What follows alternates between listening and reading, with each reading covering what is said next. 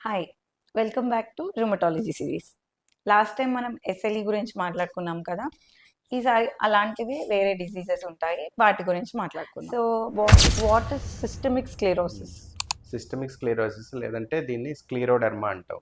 ఇది కూడా ఒక రకమైన ఆటో ఇమ్యూన్ వ్యాధి. దీంట్లో ఏమవుతుందంటే సాధారణ ప్రజెంటేషన్ ఎలా ఉంటుందంటే కీళ్ళ నొప్పులు, కీళ్ళ వాపులు అట్లా ఉంటాయి. తర్వాత వచ్చేసి చర్మం టైట్ అయిపోవడం. బాగా చర్మం స్కిన్ మొహం మీద కానీ, చేతుల మీద కానీ చర్మం అంతా కూడా బాగా టైట్‌గా అయిపోతుంది. టైట్‌గా అయిపోయి మనం పించ్ చేయడం అంటే మనం ఇట్లా గిచ్చితే ఇట్లా రావడానికి రాదు అసలు పట్టుకోవడానికి కూడా రాదు. చర్మం టైట్ అయిపోవడం అన్నది ఉంటుంది. చేతి వేళ్ళల్లో కాలి వేళల్లో పుండ్లు వస్తాయన్నమాట చేతులు డిజిటల్ టిప్ అల్సర్స్ అంటాం. సో వీళ్ళకి రేనాడ్స్ ఫినామినా అంటాం. అంటే చల్లగాలి తగిలినప్పుడు ఈ చేతులు అనేది మొద్దుబారిపోయినట్టు అయిపోవడము, తిమ్మిర్లు రావడము, తర్వాత కొన్నిసార్లు రేర్గా కలర్ మారినట్టు అనిపించడము, తర్వాత ఇవి సివియర్గా ఉన్నప్పుడు చేతి చివర్లలో వేళ్ళ చివర్లలో పుండ్లాగా వచ్చేస్తాయి అన్నమాట.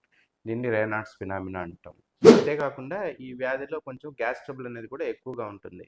వీళ్ళలో రిఫ్లక్స్ అంటాం అనమాట. వీళ్ళలో ఏమవుతుందంటే మామూలుగా ఆహార వాహిక కిందకి స్టమక్కి వెళ్ళే దగ్గర కొంచెము స్పింక్టర్ అని ఉంటుంది, అది క్లోజ్ అయి ఉంటుంది. కానీ వీళ్ళల్లో ఆ ఆహార వాహిక ఓపెన్ అయి ఉండడం వల్ల అన్నం తిన్న వెంటనే పడుకుంటే కానీ గొంతులోకి వచ్చినట్లు ఉండడము, పుల్లతేపులు ఎక్కువగా రావడము, ఇది కొంచెం కొంతమందిలో చాలా తీవ్రంగా కూడా ఉంటుంది.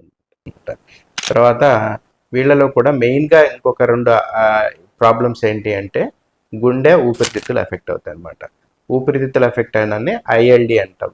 దీనివల్ల ఐఎల్డి వల్ల ఇంటర్స్టిషియల్ లంగ్ డిసీజ్ వల్ల దగ్గు, పొడి దగ్గు, ఆయాసము ఇవి ఎక్కువగా ఉంటాయి. తర్వాత గుండెలో రైట్ సైడ్ ప్రెజర్స్ పెరగడం, దీన్ని కూడా పల్మనరీ ఆర్టీరియల్ హైపర్ టెన్షన్ అంటాం. ఇది కూడా ఎక్కువ రావడానికి ఛాన్సెస్ ఉంటుంది. కాబట్టి వీళ్ళు యాన్యువల్గా స్క్రీన్ చేసుకుంటూ ఉండాలన్నమాట. ఊపిరితిత్తులు గుండెకి ఏమన్నా ఎఫెక్ట్ అయిందనేది మనం సంవత్సరానికి ఒకసారి చూసుకోవాల్సి వస్తుంది.